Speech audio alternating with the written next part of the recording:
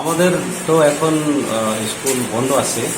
এই প্যান্ডামিক পিরিয়ডে কিভাবে ক্লাস শুরু করা যায় গ্রাউন্ড রিপোর্ট নেওয়ার জন্য আমরা এসেছিলাম।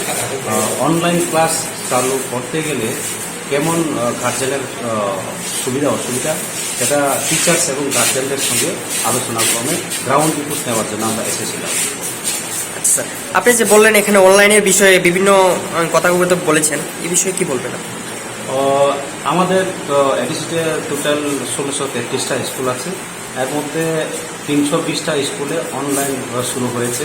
সব সাবজেক্টে নয়, অঙ্ক, বিজ্ঞান এবং ইংলিশ এমন সাবজেক্টে। কিন্তু গার্জেনদের অভিযোগ হচ্ছে সবার কাছে অ্যান্ড্রয়েড এবং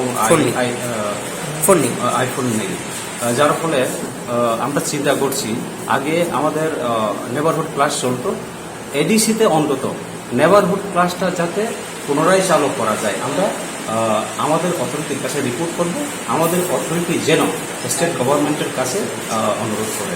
আচ্ছা স্যার, একজন গার্জেন আপনাকে করছিল যে মোবাইল কি হেল্প করার জন্য, মোবাইলটা দিয়ে হেল্প করার জন্য, এটা কি?